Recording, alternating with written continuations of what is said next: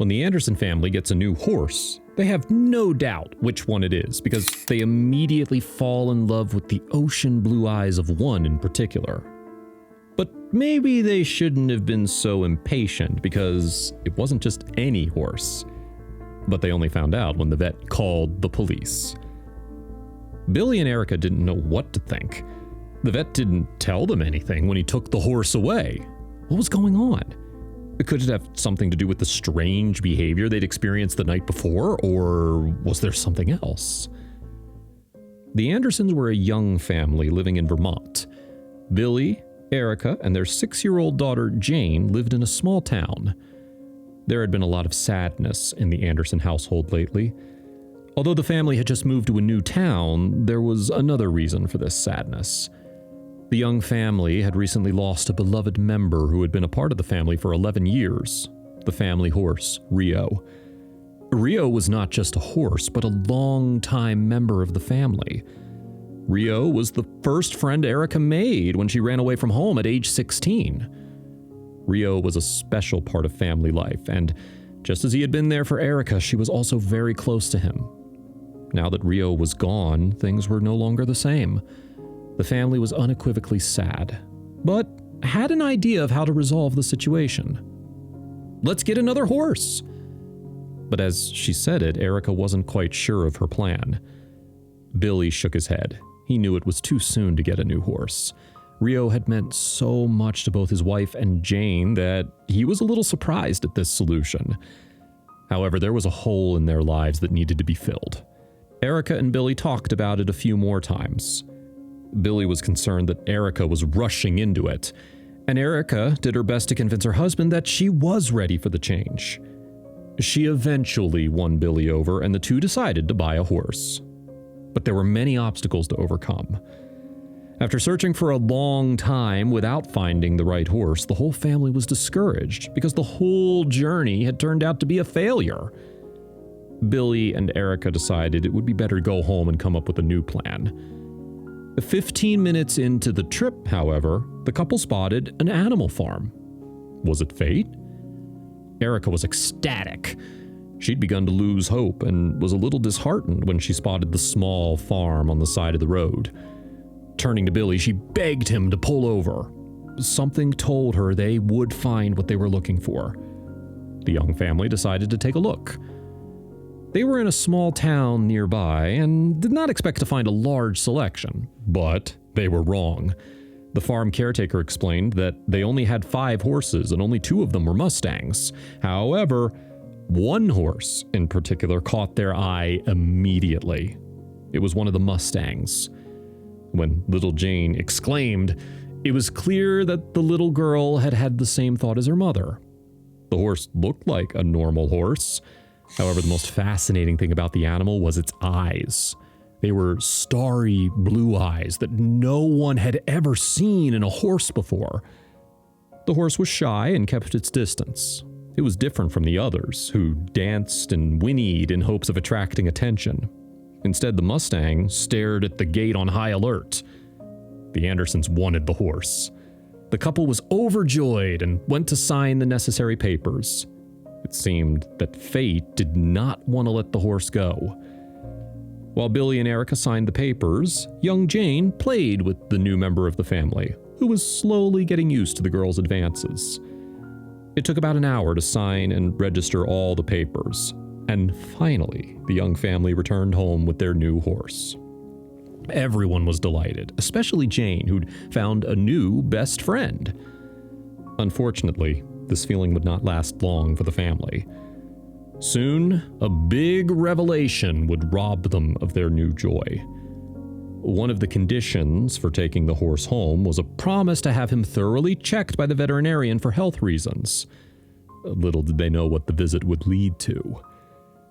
The family could have taken the new horse, which Jane had conveniently named Shadow, to the vet that same day, but they would have had to hurry, so they decided to make an appointment for the next day. First, they wanted to introduce Shadow to his new stable. When they arrived home, Shadow seemed radiant with excitement and energy.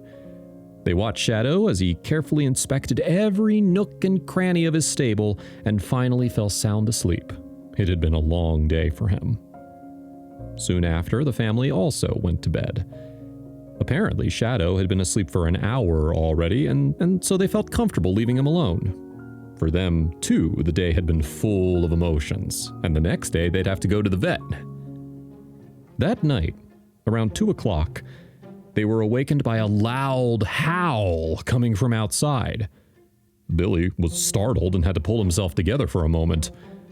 While trying to wake up, Billy went downstairs to check on Shadow. When he came out, Shadow was no longer in his stall. He went to the back door and stopped next to it. Billy was incredibly confused by this behavior. Neither Rio nor any other horse he'd ever heard of had ever reacted like that to a back gate. Shadow only stopped whinnying when he was led back to his stable. He didn't offer much resistance. Too tired to deal with it, Billy closed the stable door and went back upstairs. For the rest of the night, he heard no more whinnies. The next day, the family found Shadow asleep against the back door. They had no idea how long he had been there or why he had done so. It was obvious that Shadow was attracted to their home. Could he feel it somehow? But the family barely had time to think of an explanation for this strange behavior because they had a vet appointment in an hour. They got ready and got into the car. Shadow still looked very tired for some reason. The plan was to leave Jane at home because they would most likely have to wait a while, but Jane had no intention of letting Shadow out of her sight, so the three of them went together. However, they soon wished Billy would have gone alone for this one. By the time they arrived at the vet's, there were already a lot of people, so there was a bit of a delay and the family had to wait. The parking lot was also quite crowded, and Shadow attracted a lot of attention, especially because of his strange features. No one had ever seen a horse with blue eyes like him, and the family got a lot of questions.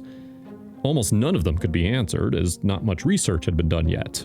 Why did Shadow have such bright eyes?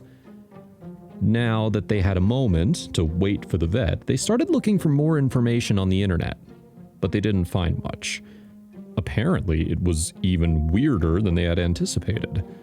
The only logical explanation they could come up with was uninteresting. Apparently, it could be caused by cells unable to create pigment, which is rare, but possible.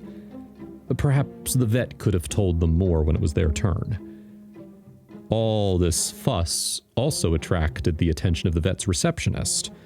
When she realized what this was all about, she immediately called the vet, who postponed their upcoming appointments in anticipation of the Andersons. Moments later, the vet walked into the parking lot in person. Barely saying a word, he merely informed the Andersons that it was their turn and that they should wait here. Billy was surprised, but also glad, because he thought they wouldn't be helped for at least another hour. Why had they been moved up to the top of the list? The vet received Shadow, quickly inspected the excited horse, and took him to his room. Billy was confused, as he expected them to join him in the room to keep Shadow distracted while he did the exams. The family anxiously awaited the return of the vet, who arrived 10 minutes later, but he didn't have Shadow with him. Before they could ask questions, the veterinarian escorted the family to another room. It was here that he began to explain the situation. He told the family that he had informed the police and they would soon come to pick up Shadow. Billy and Erica were perplexed, and Jane began to cry her eyes out, screaming that she wanted her horse back. The vet explained that a couple of days earlier, news had spread of a missing horse belonging to a very wealthy CEO in the tech sector, and that Shadow fit the description perfectly. The CEO was also offering a good reward for finding his special horse.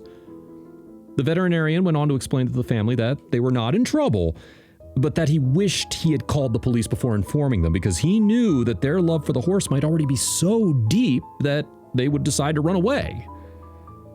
The CEO arrived with the police about 30 minutes later and sat down with the family.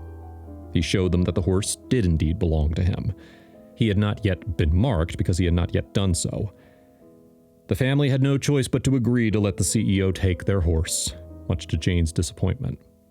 She didn't care that the CEO owned the horse. She still saw Shadow as her horse. Fortunately, there was also some good news.